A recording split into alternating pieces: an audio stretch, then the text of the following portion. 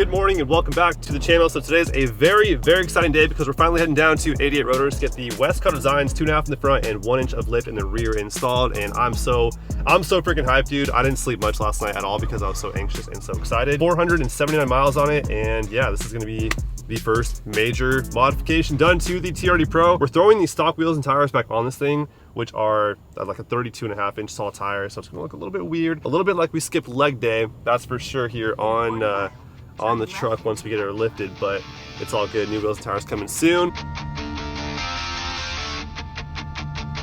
This appears to be the right place. I think. Alrighty, so here we are, 88 Rotors. Got some GM out here, some Toyota, some Jeep, and some more Toyota. I checked in and I asked if you want to do a video with me, but it didn't sound like anyone wants to do a video with me, so I don't think we're getting some content with these guys. But anyways, show you guys the truck here before it gets the Westcott Designs lip put on.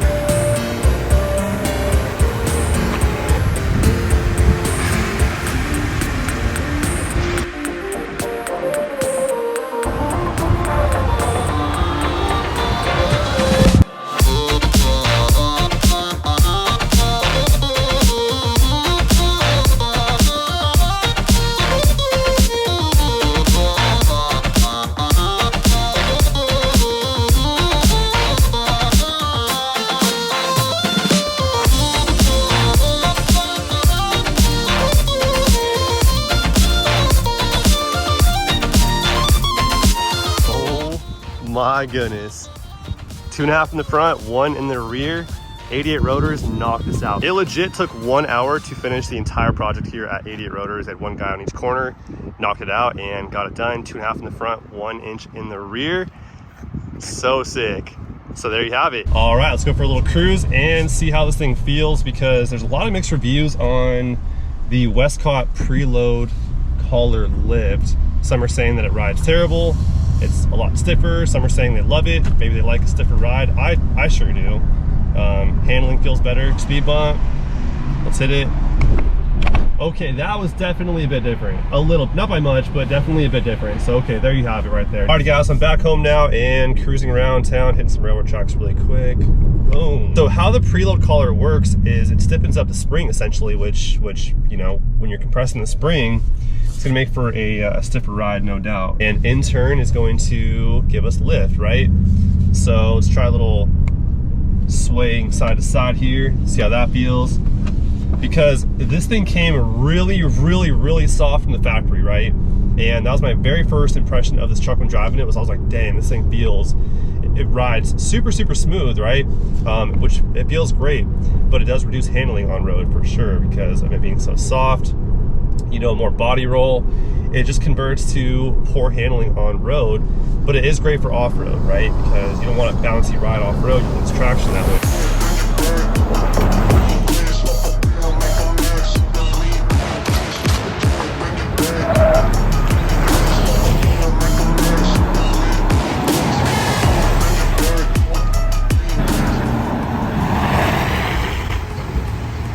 That feels good.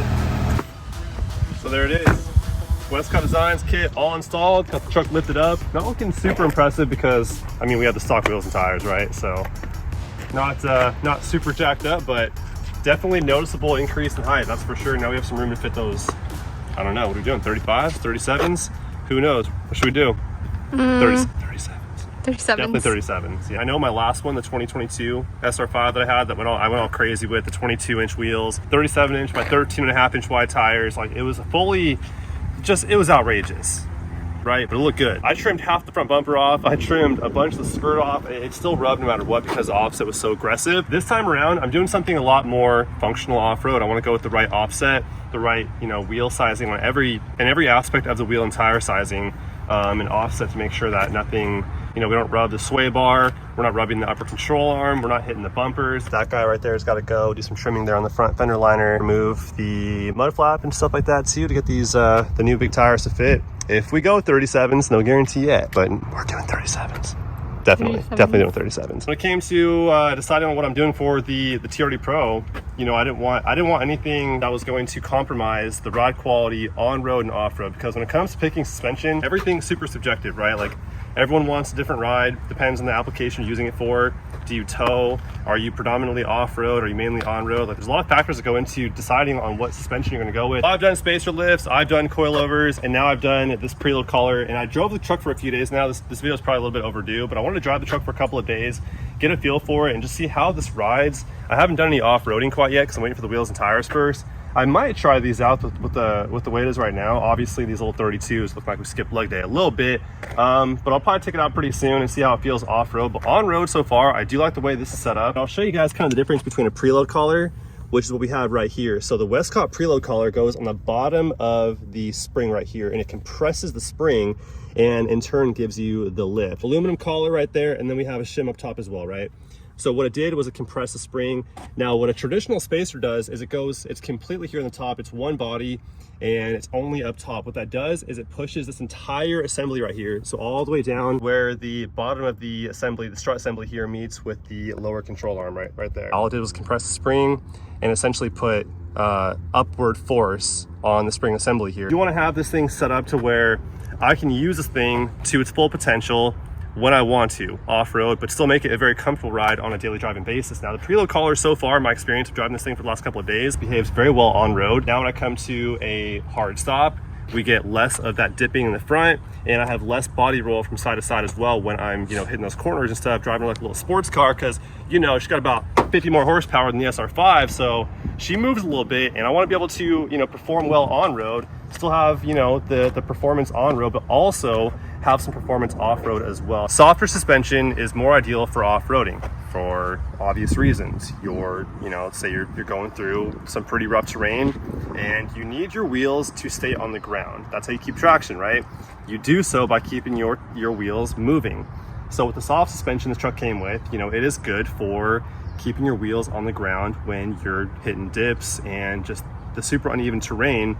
If we had a very stiff suspension, every time we hit even a speed bump, we're gonna get airborne, right? That's how that would work pretty much. So who is the preload collar lift for? I think it's not for everybody, but I think it's for the majority of people out there. The majority of people are trying to fit bigger wheels and tires in their truck, right? And that's the reasoning for using a spacer normally. I think a spacer is great for someone who is on a budget, who just wants to fit bigger tires in there. They don't plan to go off-roading in their truck. I think a spacer is and I've done plenty of spacers myself. They're totally fine for the right application. Problem though with the spacer, if you plan to be an off-roader, you're gonna have issues because you still have all of the downward travel in your factory suspension that you push down, plus the however much of a spacer you put on there. Say for example a 4-inch spacer, you're on a 4-inch lift or 3.5-inch lift, whatever the case may be, you're going to be able to utilize all that downward travel of the factory setup, and then plus your 3.5 inches of spacer or a 4-inch spacer or whatever it may be. And that's where you have problems when you have the 4-inch spacer on top and you're pushing the entire strut assembly down. You still have all of your factory travel plus that 4 inches. So you're putting a lot of stretch on a lot of components in your suspension, which is going to be not good. You might not make it home from the trail that day. The preload collar does feel it's treating me right on the road. I will say it does feel a little more, I feel more in tune with the road. That's for sure. I will say though, I feel like a lot of the reviews might have come from, doing this lift and then putting their new wheels and tires on there. I don't think it's like a fair before and after comparison for a lot of people who are dropping these comments saying it does ride terrible or whatever, because to me, just doing the lift kit, and I don't have alignment done yet either, which will change the ride quality tenfold. It already doesn't ride bad. I notice it's a little more firm, but that comes in the territory of doing a preload collar. That's exactly what you're gonna do if you have a coilover from any of the companies that provide coilovers for these new Tundras, and they have adjustable collars on them to raise the height or lower the height. That is the exact same thing we're doing here. It's just not adjustable though. It's set to one height, and that's all there is to it. But it's the exact same thing as a adjustable coilover, just without the adjustability. It's set at one set height for you. So man, I love this thing on road now though. It does feel like a car. Honestly, it feels like a sports car now, the way it drives, because dude, it was way too soft from the factory.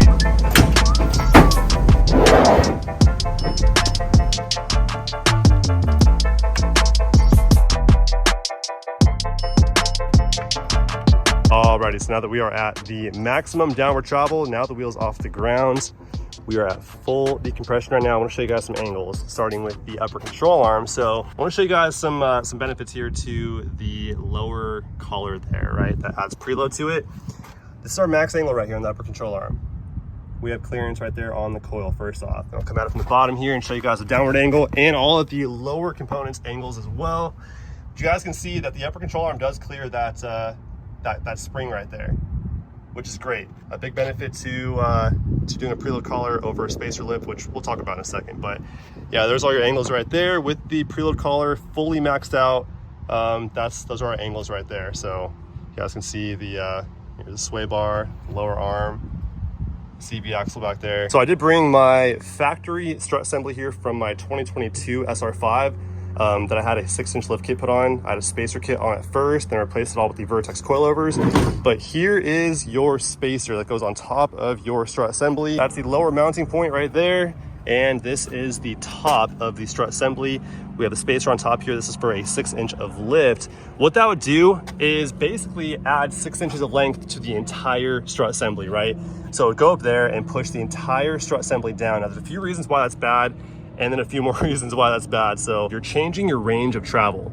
Now, in simpler terms, that means you're putting all of this lower, right? Here's our max angle right here, right? That's the maximum.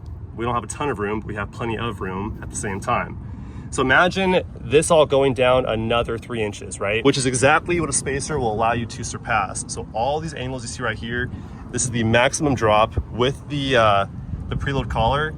These are all factory angles right here. These are all the maximum factory angles that this vehicle allows you to do, right? So with the spacer, it's gonna allow you to push all this stuff down that much more. Say for example, a 3-inch spacer kit.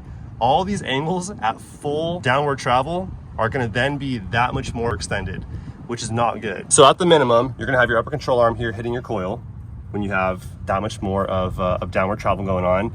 And you're gonna have that much more strain on your CV axle. Everything here on the down travel side of things, when the wheel is being pushed down, that's your down travel, when everything here is being stretched down on this side, it's being overextended past what is allowed from the factory, right? Preload collar does not allow you to surpass the factory angles, right? So that's the beauty of it. At ride height, when you're on level ground with the preload collar put in, yes, the angles are more than normal, but that comes in the territory of adding lift. That happens when you do a whole new coilover. Down travel is one thing, but the up travel is another thing to consider. So a lot of times with these spacer kits, they don't normally come with these bump stop extensions, right? And if you don't do that, what's gonna happen is on the up travel side of things, when the lower arm goes up and all the suspension goes up, your upper arm goes up, what's gonna happen is your lower arm here will not make contact with that bump stop right there. What you're gonna end up maxing out on the up travel is the shock body here. And when you put all the weight onto your shock body, what's probably gonna happen is you are going to snap it right there at the bottom neck, where it's the weakest point. That's most likely what will happen when you put all the weight of the vehicle on the up travel. You max the up travel out, all the weight of the vehicle goes onto that shock body right there, and it misses that bump stop right there completely, which is not good. Some kits do come with a bump stop extension, most kits don't, and most kits also don't come with a proper upper control arm, even though you don't always need it if you're doing like maybe a 2-inch lift or 2.5. So imagine the truck has no preload collar done to it, no spacer, no nothing, right? And we have this much travel to work with, right? So by doing a spacer, we're adding to this much travel, this much, right? So now we have, I can't stretch my hand more, but now we have that much more travel, and the truck was designed to only have this much travel as far as all of the other suspension components and steering components go. We have all those tuned to this much amount of travel, right? With the preload collar, we're still at this range of travel, but we're utilizing some of our own travel to gain lift. So we're still within the same OEM range of travel, but we're just using some of that now without actually traveling the wheels. And then when we actually use the travel, we have, you know, that the remainder of our travel left to work with. So that's where it differs from a spacer lift. This gives you the full range of travel and then some, and this uses the OEM travel to give us lift and take away from some of its own travel, I guess. Meanwhile, still keeping it within the same range, the same safe range of travel, so we don't blow out any of our suspension components. Hopefully that makes sense. It's kind of hard to explain it. I can, you know, paint a picture for you guys, probably better than explaining it, but hopefully it makes sense. And overall, just know that if you do a preload collar, the Westcott Designs one, which is a very high quality part, it's machined to perfection from billet aluminum, You know, it's a great part, and you have the shim up top there, and also too, being that there is, I guess, technically a spacer on top, it did include a little bump stop spacer right there, just to make sure that we don't overextend the shock body there and put the weight of the truck on that before the lower control arm hits that bump stop right there. So I think it's a great kit, and honestly too, as far as the ride goes, I don't think if I were to tell you it rode any different, you would even notice. I'd say we could definitely use some alignment right about now. That is some pretty positive camber, so we'll get that taken care of pretty soon here, and I'm gonna call Westcott Designs tomorrow actually and see if they can get me in pretty soon here for an alignment. I'm more than happy driving down to Westcott Designs all the way to Arizona to have them do the alignment for me, just to get everything just 100% dialed, because my whole thing with my new TRD Pro here, dude, is I want everything dialed to a T by professionals who are very familiar with the product, and Westcott Designs has done a lot with these new Tundras, Toyotas in general. It'll also be fun to go down there and check out their shop and see just kind of how they operate, take a tour of the facility and whatnot, and meet all the guys. So call them up tomorrow and see how soon they can get me in. And I also have an idea for some other things that Westcott Designs has to offer for these new Tundras that I'd really like to do to the new Pro here. So I'm super hyped on the preload collar and the result I got out of it. It is good knowing that, you know, we're not going to be blowing out any suspension parts with this new pre-collar, and now we have clearance for some bigger tires, maybe 37s. Maybe. I'm pretty surprised Toyota used the exact same upper control arms here on the TRD Pro as everything that's non-TRD Pro also, given that we do have about a 1-inch lift here from the factory. Almost everything in there is the same except for the sway bar and the shock and spring, the coilover. I think everything else is the same. Get this thing dialed in and get it ready for the trail very soon and give her the test off-road. So stay tuned for all of the fun stuff to come. In the meantime, it's all I have for you guys for today. As always, hope you guys enjoyed, and I'll catch you guys on the next one very soon. Till then, peace.